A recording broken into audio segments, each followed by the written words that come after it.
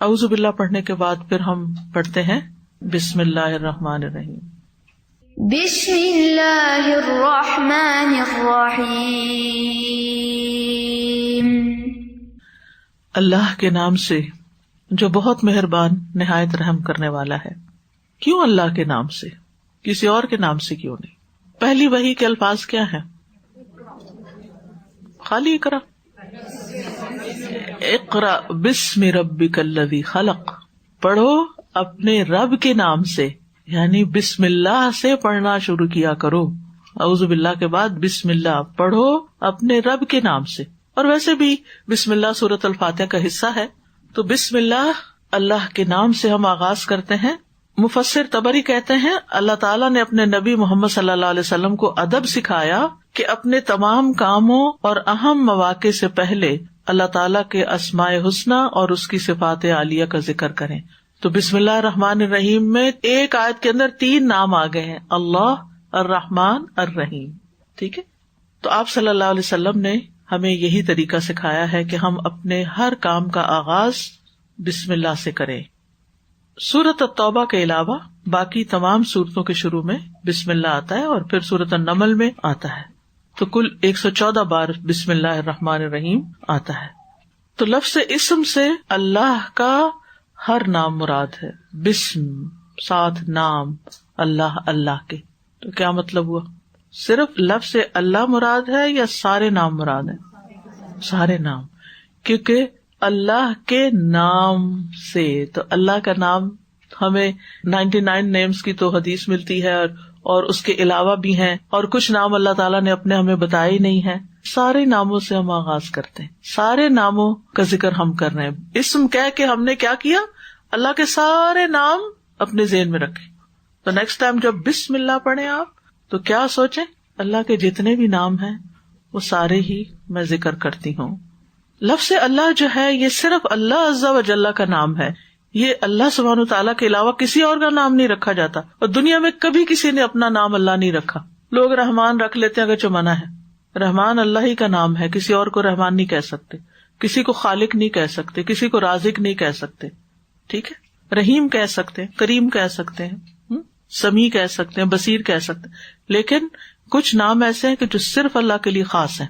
ان میں سے یہ 4 نام خاص طور پہ اللہ، رحمان، خالق، رازق. کیونکہ رازق اللہ کے سوا کوئی نہیں ہے، خالق بھی، کریٹر بھی اللہ کے سوا کوئی نہیں ہے، اور رحمان بھی اسی کا خاص نام ہے، اور اللہ بھی. اسی لیے آپ دیکھیں کہ فرعون جیسے ظالم بادشاہ نے یہ تو کہا تھا انا ربکم الاعلی، لیکن اپنا نام اللہ نہیں رکھا تھا. تو اللہ صرف اللہ ہی کا نام ہے، اور اس کا مطلب ہے جس کی عبادت محبت اور تعظیم کی وجہ سے کی جائے. یہ یاد رکھنا ہے آپ نے. اللہ کو عربی میں مألوہ بھی کہتے ہیں، وہ جس کی عبادت، یعنی الہ اس کا روٹ ہے. میں روٹس میں نہیں جاؤں گی، آپ الحمدللہ پہلے پڑھ چکے ہیں، لیکن اللہ کا مطلب بتا رہی ہوں. وہ جس کی عبادت محبت اور تعظیم کی وجہ سے کی جائے. اور الرحمن الرحیم یہ دونوں نام اللہ تعالیٰ کی رحمت کو ظاہر کرتے ہیں. ایسی رحمت جو بہت وسیع ہے، بہت عظیم ہے، ہر چیز پہ چھائی ہوئی، اور تکرار کے ساتھ اللہ کی رحمت کا ذکر ہے. آپ دیکھیے کتنی چھوٹی سی آیت اور اس میں کتنی جامعیت ہے. آپ بسم اللہ کہتے ہیں تو کوئی معمولی چیز نہیں کر رہے ہوتے، بہت کچھ بول رہے ہوتے ہیں، لیکن ہم غور نہیں کرتے نا، سوچتے نہیں. اللہ کا نام لینا ہی برکت کا سبب ہے. تبارک اسم ربک ذی الجلال والاکرام، بہت برکت والا ہے تیرے رب کا نام جو بڑی شان اور عزت والا ہے. لہٰذا ہمیں ہر کام سے پہلے بسم اللہ پڑھنی چاہیے. کھانا کھاتے وقت، صبح کے اذکار میں، کیونکہ اللہ کا نام لینے سے کوئی چیز تکلیف نہیں دیتی. کتنے لوگوں کو یہ دعا آتی ہے، بسم اللہ الذی لا یضر مع اسمہ شیء فی الارض ولا فی السماء وہو السمیع العلیم. اور امید ہے آپ پڑھتے بھی ہوں گے، کیونکہ جب صبح 3 دفعہ اور شام 3 دفعہ پڑھ لی جاتی ہے تو انسان اللہ تعالیٰ کی پروٹیکشن میں آ جاتا ہے. تو اللہ کا نام لینے سے حفاظت ملتی ہے.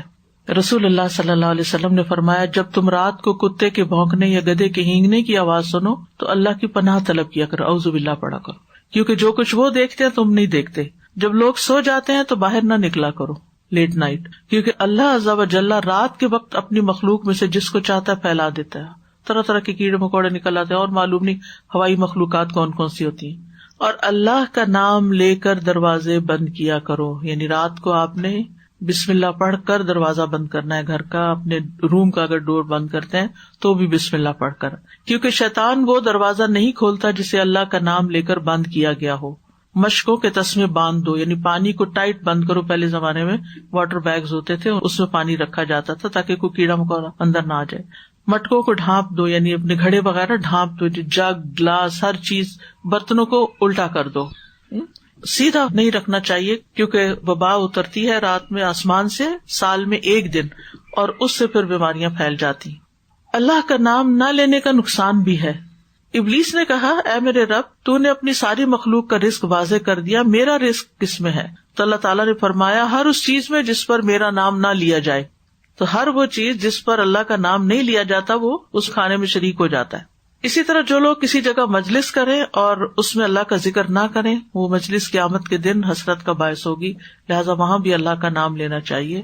پھر بسم اللہ پڑھنے کے جو مواقع ہیں, نمبر 1 ہر کام سے پہلے, نمبر 2 کھانا کھانے سے پہلے, نمبر 3 لباس اتارتے وقت, نمبر 4 بیت الخلاء جاتے وقت, اندر جا کے نہیں باہر, جب اسٹیپ ان ہونے لگے پہلے بسم اللہ پڑھ کے دروازہ کھولے پھر واش روم میں جائیں. یعنی بسم اللہ جو ہے, اللہ کا نام جو ہے, یہ جنوں کی آنکھوں اور بنی آدم کی شرمگاہوں کا پردہ ہے, یعنی انسان پروٹیکٹڈ ہو جاتا ہے. سوار ہوتے وقت گاڑی کا دروازہ کھولے, بیٹھے, چابی لگائیں, اسٹیئرنگ پہ ہاتھ رکھ کے بسم اللہ پڑھ کر. گھر میں داخل ہو, گھر میں اسٹیپ ان کریں, گھر کا دروازہ کھولے بسم اللہ پڑھ کر. رات سونے سے پہلے بسم اللہ پڑھ کر بستر جھاڑیں. چاہے آپ کے گھر سیلڈ ہے, کوئی چیز داخل نہیں ہوتی, لیکن یہ سنت ہے نا, تو سنت پر عمل کرنا چاہیے. میں تو عام طور پر جو سر کا دوپٹہ ہوتا ہے اتار کے رکھنا ہوتا ہے رات کو سوتے وقت, تو اسی سے ہی بسم اللہ پڑھ کے بستر کو جھاڑ دیتی ہوں. ٹھیک ہے. پھر تکلیف کے وقت بسم اللہ, یعنی اگر کوئی چوٹ لگ گئی ہے تو بسم اللہ. آپ کو یاد ہوگا ہماری نانی دادی وغیرہ جو تھے, وہ جب کوئی بچہ گرتا تھا, کوئی چوٹ لگتی تو ان کے منہ سے ایک دم بسم اللہ نکلتا تھا. غزوہ احد میں حضرت طلحہ کی انگلی کٹ گئی تو انہوں نے سی کیا, تو رسول اللہ صلی اللہ علیہ وسلم فرمایا, اگر تم بسم اللہ کہتے تو فرشتے تمہیں اٹھا لیتے, اس حال میں کہ لوگ تمہیں دیکھ رہے ہوتے. پھر درد والی جگہ پر بسم اللہ پڑھ کر دعا پڑھنی چاہیے.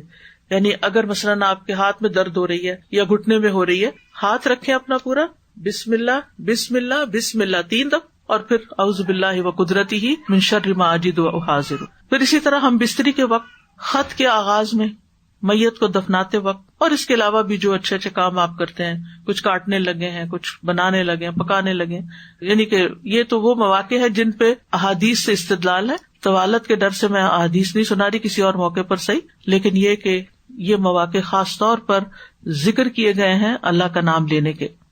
تو خلاصہ کیا ہے کہ اللہ تعالیٰ کا نام بہت عظمت والا, بہت برکت والا ہے. یعنی جس کام سے پہلے بسم اللہ پڑھیں گے وہاں کیا ہوگی؟ برکت ہوگی. بسم اللہ پڑھنے سے حفاظت ملتی ہے, وقت میں برکت ہو جاتی ہے. ٹھیک ہے. پھر ہے الحمد للہ رب العالمین. الحمد للہ رب العالمین. حمد کا کیا معنی ہوتا ہے؟ تعریف. کس بنا پر؟ کسی کی خوبی کی وجہ سے اس کی تعریف کرنا, کسی کی خوبی کی وجہ سے اس کی تعریف کرنا حمد کہلاتا ہے. اور اس میں جو ال ہے نا, الحمد, ال کا معنی ہے ساری, سب. عربی میں کہتے ہیں استغراق کے لیے ہے, یعنی اس نے ہر چیز کو شامل کر لیا ہے. تعریف کی جتنی بھی قسمیں ہیں ان سب کا مستحق اللہ ہے. یعنی جو تعریف بھی ہے وہ اللہ ہی کی ہے, کسی اور کی نہیں. مثلاً آپ کسی انسان کی بھی تعریف کرتے ہیں نا, تو وہ دراصل اللہ کی تعریف ہے کہ اللہ نے اس کو یہ سب کچھ دیا اور بنایا. مثلا پھول کی تعریف آپ کرتے ہیں, کتنا پیارا پھول ہے, تو کریڈٹ کس کو جاتا ہے؟ چاند کو دیکھتے ہیں سبحان اللہ کہتے ہیں, کوئی خوبصورت چہرہ دیکھتے ہیں, کوئی خوبصورت لباس دیکھتے, کوئی بھی چیز دیکھتے ہیں جس میں بھی کوئی خوبی پائی جاتی تو آپ فوراً کیا کہتے ہیں؟ سبحان اللہ, الحمد للہ. پھر عربی میں محبت اور تعظیم کے ساتھ کسی کی تعریف کرنا, مکمل تعریف. یعنی حمد میں محبت اور تعظیم بھی ہوتی ہے.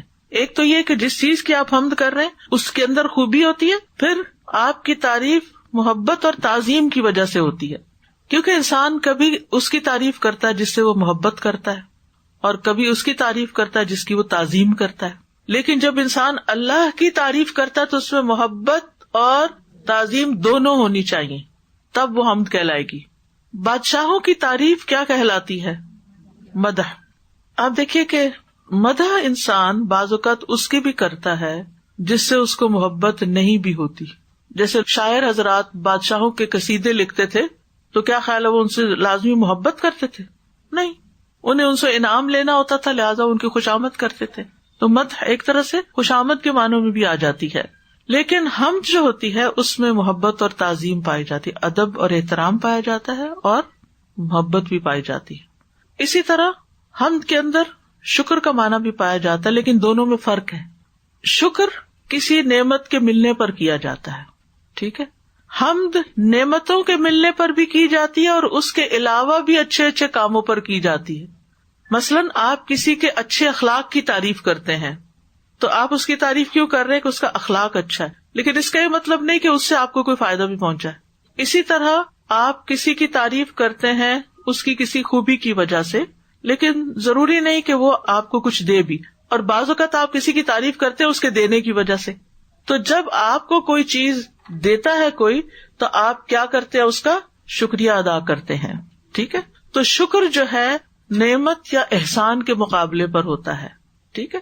اور ہم جو ہے اس میں شکر بھی ہے اور تعریف بھی ہے. للہ، اللہ کے لیے یا اللہ ہی کے لیے ہے.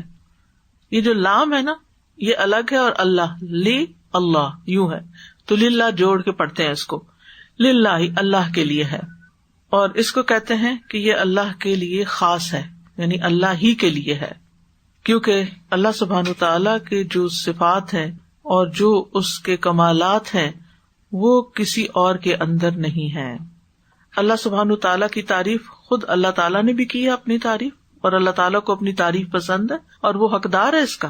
فرشتے بھی اس کی تعریف کرتے ہیں، انسان بھی تعریف کرتے ہیں، جنات بھی تعریف کرتے ہیں، اور باقی ساری مخلوق بھی کیا کرتی ہے؟ اس کی تسبیح کر رہی ہے. اسی طرح ہر جگہ اس کی تعریف ہے، آسمانوں میں بھی، زمین پر بھی، اور ان کے درمیان بھی، اور عرش پر بھی. وَلَهُ الْحَمْدُ فِي السَّمَاوَاتِ وَالْأَرْضِ. پھر اسی طرح زمانے کے اعتبار سے بھی، ماضی میں بھی ہوتی رہی، اب بھی ہو رہی ہے، آئندہ بھی ہوگی، آخرت میں بھی ہوگی، ٹھیک ہے. وَهُوَ اللَّهُ لَا إِلَٰهَ إِلَّا هُوَ لَهُ الْحَمْدُ فِي الْأُولَىٰ وَالْآخِرَةِ. دنیا میں بھی آخرت میں بھی. سمجھ آگئی؟ یعنی کرنے والے کے اعتبار سے بھی ہر کوئی کر رہا ہے، جگہ کے اعتبار سے بھی، زمانے کے اعتبار سے بھی اللہ ہی کے لیے ہے تعریف. پھر اسی طرح آپ دیکھیں کہ زبان سے بھی، بلند آواز سے بھی، آہستہ آواز سے بھی، دل سے بھی، ٹھیک ہے. یہ سب ہم کیا کرتے ہیں؟ اللہ کی حمد کر سکتے ہیں. ہمارے اندر یا کسی کے اندر کوئی بھی جو خوبی ہے وہ سب بھی اللہ کی دین ہے، لہذا اللہ ہی کی تعریف ہے. تو یہاں پر جو کہ کہا گیا کہ الحمدللہ، کون ہے اللہ؟ آگے اس کی کچھ صفات بتائی گئی ہیں. رب العالمین، الرحمن الرحیم، مالک یوم الدین. ان تین چیزوں کی بنیاد پر، یعنی اس کے رب ہونے پر، اس کے رحمان و رحیم ہونے پر، اور اس کے مالک ہونے پر اللہ کی تعریف ہے. ٹھیک، ویسے تو بہت سی وجوہات ہیں لیکن سورۃ الفاتحہ میں ان تین چیزوں کا ذکر کیا گیا ہے. اب جہاں تک رب کا تعلق ہے، رب کا مطلب ہوتا ہے وہ سردار جس کی اطاعت ہوتی ہے. پھر اس کا معنی مالک اور پرورش کرنے والا بھی ہے، یعنی ہر چیز کو پیدا کر کے ضروریات مہیا کرنے والا. رب کے اندر تین صفات پائی جاتی ہیں: خلق، ملک یا ملک، اور تدبیر. وہ پیدا بھی کرتا ہے، وہ خالق ہے، وہ مالک ہے، وہ مدبر ہے. اس لیے جب کبھی آپ کہیں کہ رب کون ہے، آپ سے پوچھے تو آپ کہیں خالق، مالک، مدبر. اور جہاں تک رب کا تعلق ہے تربیت کرنے والا، تو وہ مخلوق کی دو طرح سے تربیت کرتا ہے: عام تربیت اور خاص تربیت. عام تربیت یہ ہے کہ اللہ تعالیٰ نے مخلوقات کو پیدا کیا، ان کو رزق دیا اور ان کو وہ طریقے سکھائے کہ جس سے وہ اپنی دنیا میں زندہ رہ سکیں. خاص تربیت وہ اپنے خاص بندوں کی کرتا ہے، جیسے اولیاء کی، پیغمبروں کی.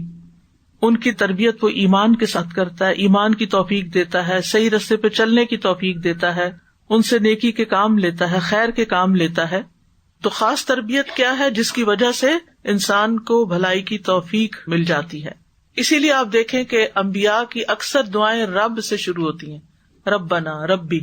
حضرت ابراہیم کی دعائیں دیکھیں، حضرت یوسف علیہ السلام کی دیکھیں، باقی پیغمبروں کی دیکھیں، وہ سب جب دعا کرتے ہیں تو رب کہہ کے پکارتے ہیں اللہ تعالیٰ کو. یا اللہ نہیں کہتے بلکہ رب کہتے ہیں. اور عالمین جو ہے، عالمین عالم کی جمع ہے. عالم کی دو جمع ہوتی ہیں، یہ خاص بات نوٹ کیجئے، ایک عالمین اور دوسری عوالم. یہاں پر دونوں کا فرق بتا دیتی ہوں. عالمین، عالم کی جمع ہے، کیا ترجمہ پڑھا آپ نے؟ جہان. اور عالمین جہانوں. ٹھیک ہے، تو عالمین کا سنگولر آپ نے پڑھا عالم ہے، اور عالم سے مراد اللہ کے سوا جو کچھ بھی ہے وہ عالم کہلاتا ہے. یہاں تک تو بات ٹھیک ہے. لیکن جب ہم اس کی جمع عالمین کرتے ہیں تو اس سے مراد ذوی العقول ہوتے ہیں، عقل والے. اب آپ مجھے بتائیے کہ عقل والے کون کون ہیں؟ انسان اور جن، فرشتے، ٹھیک ہے نا، یہ عقل والے ہیں. اور مکلف، جن کے اوپر اللہ سبحانہ تعالیٰ نے ذمہ داری ڈالی ہے کچھ کرنے کی. یعنی اللہ سبحانہ تعالیٰ ان سب کا رب ہے، رب العالمین ہے. اور اس میں آپ دیکھیے کہ ایک عالم انس ہے، ایک عالم جن ہے، ٹھیک ہے، اور ایک عالم نبات ہے، ایک عالم جماعت ہے، ایک عالم ارض ہے، ایک عالم سما ہے. لیکن اللہ تعالیٰ نے یہاں جو چیزیں جن کے اندر روح نہیں ہے ان کی بجائے جن کے اندر روح ہے اور عقل ہے ان کا اپنے آپ کو رب یہاں بتایا ہمیں، رب العالمین. ٹھیک ہے، ورنہ جہان تو اتنے ہیں کہ انسان شمار نہیں کر سکتا. تو اب آپ دیکھیے کہ ایک زمانے میں جو لوگ پائے جاتے ہیں نا انسان، وہ کیا کہلاتے ہیں؟ یعنی اس جہان کے لوگ. مثلاً ہم دیکھتے ہیں کہ حضرت مریم علیہ السلام جو تھی وہ اپنے وصطفیٰ کی علی نساء العالمین، کہ اللہ نے تمہیں چن لیا سارے جہانوں پر. تو کیا اس کا مطلب ہے کہ وہ جنوں اور فرشتوں اور ساری دنیا کے انسانوں پر چن لی گئی تھی؟ یہ نہیں مطلب. وہ اس دور کے لوگ مراد ہے وہاں. تو ایک دور کے لوگ ایک عالم ہے، دوسرے دور کے لوگ دوسرا عالم ہے. جتنی نسلیں گزری، پھر فرشتے، پھر انسان، پھر جن، پھر مراد یہ ہے کہ اللہ سبحانہ تعالیٰ کے لشکر بے حساب ہیں اور ہر دور کے لوگوں کا وہ رب ہے. ابراہیم علیہ السلام نے اللہ تعالیٰ کی تعریف یوں بیان کی تھی رب العالمین کی، الذی خلقنی فہو یہدینی، وہ جس نے مجھے پیدا کیا وہی مجھے راستہ دکھاتا ہے.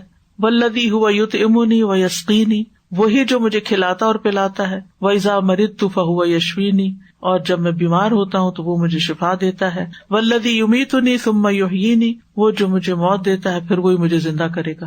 یہ ہے ہمارا رب. ٹھیک ہے، ہمارے پیدا ہونے سے پہلے ہی اس نے ہماری ساری تدبیر کی تھی اور ہماری تقدیر بھی لکھ دی تھی. وہ ہماری تمام ضروریات پوری کرنے والا ہے، وہ ہمیں ہدایت دینے والا ہے. اسی لیے آگے پھر اہدنا الصراط المستقیم کی بات بھی آئی. ٹھیک ہے، اور اس میں آپ دیکھیے کہ جب ہم اللہ تعالیٰ کی تعریف کرتے ہیں تو آپ دوبارہ اس آیت کو دیکھیے، الحمد للہ رب العالمین، سب تعریف اس اللہ کے لیے ہے جو سارے جہانوں کا رب ہے. یعنی ہر دور کے انسانوں کا رب ہے، ماضی، حال، مستقبل. ہر طرح کے جنوں کا رب ہے، ہر طرح کے فرشتوں کا رب ہے، ہر ایک کا رب ہے. یہ سب اسی نے پیدا کیے ہیں. اور اگر رب کے معنوں میں ہم خالق کا معنی لیں تو آپ دیکھیں خالق ارض و سما، اور جو ان دونوں کے درمیان ہے، ہر چیز کا خالق ہے. بے شمار ستاروں اور سیاروں کا، اور زمین پہ پائی جانے والی مخلوقات کا، سمندروں کا. کسی ایک چیز پر بھی آپ غور کریں، صرف آپ سمندر کو ہی دیکھ لیں، آپ کو معلوم ہے کہ سمندر نے ہماری زمین کے کتنے حصے کو گھیرا ہوا ہے؟ 3 حصوں کو، یعنی 3 کوارٹرز اس نے گھیرے ہوئے. اس کی میکسیمم ڈیپتھ کتنی ہے کچھ پتا؟ جہاں وہ سب سے زیادہ گہرے تقریباً 2.5 میل ہے نیچے زمین تک، اندر زمین 2.5 میل نیچے، وہاں تک پہنچنا بھی مشکل ہے. پھر ہم یہ سنتے ہیں کہ زمین جو ہے وہ گھوم رہی ہے، اس کی دوہری حرکت ہے، تو اتنی تیزی سے گھوم رہی، وہ پانی گر کیوں نہیں جاتا؟ یہ تدبیر ہے نا. رب پھر صرف خالق نہیں ہے، ان چیزوں کو اون بھی کرتا ہے، مالک بھی ہے، اور پھر ان کی تدبیر بھی کرتا ہے کہ انہوں نے کام کیسے کرنا ہے. ایک چونٹی کتنی چھوٹی سی چیز ہے، اس نے کیا کھانا ہے، کہاں رہنا ہے، کیسے سروائیو کرنا ہے، کیسے اپنے آپ کو پروٹیکٹ کرنا ہے، کیسے اپنی حفاظت کرنی ہے. یہ ساری تدبیر کون کر رہا ہے؟ کیا میں اور آپ کر رہے ہیں؟ انسان کر رہے ہیں. شہد کی مکھیوں نے کیسے کام کرنا ہے، انہوں نے شہد کیسے بنانا ہے. یعنی اتنی مخلوقات ہیں اللہ تعالیٰ کی کہ ہم گن بھی نہیں سکتے. ان سب کو پیدا کرنے والا، ان سب کو طریقہ سکھانے والا کہ انہوں نے کرنا کیا ہے، ان سب کے روزانہ رزق کا بندوبست کرنے والا صرف اللہ ہے. ہم اس لیے اس کی تعریف کرتے ہیں. نہیں، اللہ کی تعریف کیوں کریں؟ پھر آپ کائنات کو چھوڑیں، اپنے وجود کو ہی دیکھ لیں، اپنے چہرے کو دیکھیں، اپنی آنکھوں کو دیکھیں، بدن کے کسی ایک حصے کو. اب آپ دیکھیں ہر حصے کا ڈاکٹر الگ ہوتا ہے. اور وہ بےچارہ اپنی زندگی کھپا دیتا ہے صرف اسی کو پڑھنے میں، اس میں اسپیشلائز کرتا ہے. یعنی کتنی بے شمار قسمیں ہیں، اور ابھی تک بھی انسان پوری طرح سمجھ میں نہیں آیا ڈاکٹرز کو، سائنٹسٹ کو. انسان کے جسم کا جو سب سے چھوٹی اکائی ہے سیل، ابھی تک تو پوری طرح اس کو بھی نہیں سمجھا جا سکا. ہمارا علم تو اتنا محدود ہے. تو جس نے یہ سب کچھ بنایا اور پھر ان سب کی کوآرڈینیشن رکھی اور پھر یہ سب کچھ کام کر رہے ہیں اور ہم پھر بول رہے ہیں الرحمن علم القرآن خلق الانسان علمہ البیان. وہ رحمان کون ہے؟ وہ رحمان ہے جس نے قرآن سکھایا ہے اور جس نے انسان کو بنایا ہے اور جس نے بولنا سکھایا ہے. یہ بولنا بھی اس کی نشانیوں میں سے. کتنی بے شمار قسم کی زبانیں ہیں اور بولیاں ہیں. تو بہرحال اس آیت سے یہ بات پتہ چلتی ہے کہ سب تعریفیں اللہ ہی کے لیے ہیں جس نے حمد کے ساتھ اپنی کتاب کا آغاز کیا ہے. الحمدللہ رب العالمین. اور ہم کیوں اس کی تعریف کریں؟ کیونکہ اس نے ہمیں پیدا کیا، اس نے ہمیں رزق دیا، وہ ہمارا مالک ہے، اسی کی طرف ہم نے لوٹ کے جانا ہے. اور پھر ہم نہ بھی کریں تو اس کو فرق نہیں پڑتا کیونکہ ساری مخلوق اس کی تعریف کر رہی ہے. آدم علیہ السلام کے سب سے پہلے الفاظ بھی کیا تھے؟ جب ان کو پیدا کیا گیا اللہ تعالیٰ نے جب ان میں روح پھونکی، روح سر تک پہنچی تو انہوں نے چھینک ماری اور کہا الحمدللہ رب العالمین. تو اللہ تعالیٰ نے فرمایا یرحمک اللہ. اہل ایمان دنیا میں بھی اللہ تعالیٰ کی تعریف کرتے ہیں اور قیامت کے دن بھی اللہ تعالیٰ کی تعریف کریں گے. مومن دنیا سے ہر وقت ہر چیز پر الحمدللہ کہتا ہے، خوشی میں بھی تکلیف میں بھی. تکلیف میں کیوں کہتا ہے؟ کہ شکر اس سے بڑی تکلیف نہیں آئی. دنیا سے جاتے ہوئے بھی مومن کے الفاظ حمد کے ہی ہوتے ہیں. ابن عباس کہتے ہیں، مرفوعاً روایت ہے، یقیناً مومن کے ہر حال میں خیر ہے، اس کی جان اس کے دونوں پہلوؤں سے نکل رہی ہوتی ہے اس حال میں کہ وہ اللہ تعالیٰ کی تعریف کر رہا ہوتا ہے. مومن مر رہا ہوتا ہے، جان کنی کے عالم میں ہوتا ہے اور اللہ کی تعریف کر رہا ہوتا ہے. اور مومن جب جنت میں پہنچے گا تو آخری پکار ان کی کیا ہوگی؟ وآخر دعوانا ان الحمد للہ رب العالمین. اس میں شکر بھی ہے، اس میں عبادت بھی ہے، اس میں اللہ کی رضا حاصل کرنا بھی ہے. سب سے افضل بندے وہ ہوں گے جو دنیا میں تعریف کرنے والے ہوں گے تو قیامت کے دن وہ سب سے افضل مقام پہ ہوں گے. ایک دفعہ الحمدللہ کہنا میزان کو بھر دیتا ہے، اور اگر الحمدللہ کثیرہ کہہ دیا جائے تو اور بھی زیادہ وزنی ہو جاتا ہے. ایک آدمی نے کہا الحمدللہ کثیرہ، تو وہ کلمہ فرشتے کو لکھنے پہ بڑا بھاری ہو گیا کہ اس کا اتنا وزن ہے میں لکھ نہیں پا رہا. تو اللہ تعالیٰ سے اس نے پوچھا تو اللہ تعالیٰ نے فرمایا جس طرح میرے بندے نے کثیرہ کا ایسے ہی لکھ دو، یعنی اس کا اجر پھر اللہ ہی کے ذمہ ہے. بغیر کسی وجہ کے آپ صرف زبان سے کہہ دیتے ہیں الحمدللہ رب العالمین، 30 نیکیاں لکھ دی جاتی. ایک تو ہوتا ہے نا کوئی چیز یاد آتی ہے، کچھ کھاتے ہیں پیتے ہیں، سو کے اٹھتے ہیں، آپ الحمدللہ کہتے ہیں، لیکن ایسے ہی کہہ دیا تو بھی آپ کو بے پناہ اجر ملے گا. پھر آپ دیکھیے کہ الحمدللہ کہنے کے مواقع کون سے؟ دن کی ابتدا میں، نماز کی ابتدا میں، رکوع اور سجود میں، نماز کے بعد 33 بار الحمدللہ کہا جاتا ہے، پھر صبح و شام، ہر لقمے اور ہر گھونٹ پر، خوشی اور ناخوشی میں، حال دریافت کرنے پر. جب کوئی آپ کا حال پوچھے کیا حال ہے تو آپ کیا کہیں؟ شکر الحمدللہ. نعمت ملنے پر، چھینک مارنے کے بعد، مصیبت زدہ شخص کو دیکھ کر، کاموں کے اختتام پر، بستر پر لیٹتے وقت، تکلیف کے وقت، ہر خطبے کے آغاز میں، دعا مانگنے سے پہلے. نبی صلی اللہ علیہ وسلم فرمایا جب کوئی آدمی اللہ سے سوال کا ارادہ کرے تو پہلے وہ اللہ کی ایسی حمد و ثنا بیان کرے جو اس کے لائق ہو، پھر درود پڑھے، اس کے بعد دعا کرے، تو اس طرح وہ اپنی مطلوبہ چیز پا لے گا.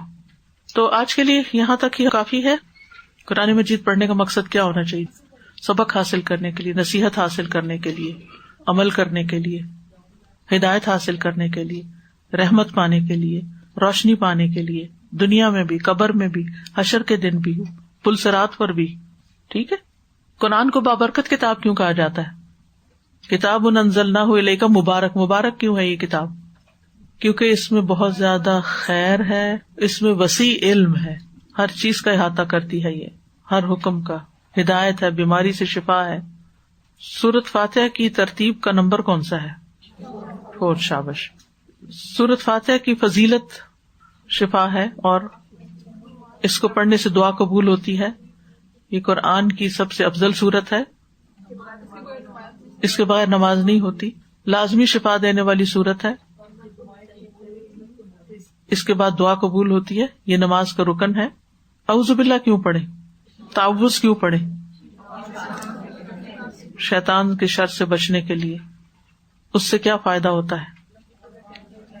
انسان اللہ کی پناہ میں حفاظت میں آ جاتا ہے. اور کیا ہوتا ہے؟ انسان فوکسڈ ہو جاتا ہے. شیطان کون ہے انسان کے لیے؟ کھلا دشمن ہے. ان الشیطان لکم عدو فاتخذوہ عدوا. شیطان کیا چاہتا ہے؟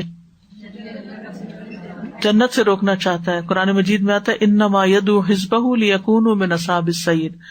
وہ اپنے گروہ والوں کو صرف اس لیے بلاتا ہے کہ وہ بھڑکتی آگ میں جا پڑے، یعنی وہ ہمیں جہنم میں لے جانا چاہتا ہے. اعوذ باللہ پڑھ کر قرآن مجید پڑھنے کا فائدہ کیا ہے؟ ہم وسوسوں سے بچ جاتے ہیں، قرآن کا صحیح معنی اور مفہوم سمجھ پاتے ہیں. ٹھیک ہے، اپنی کمزوری کا اعتراف کرتے ہیں. ٹھیک ہے،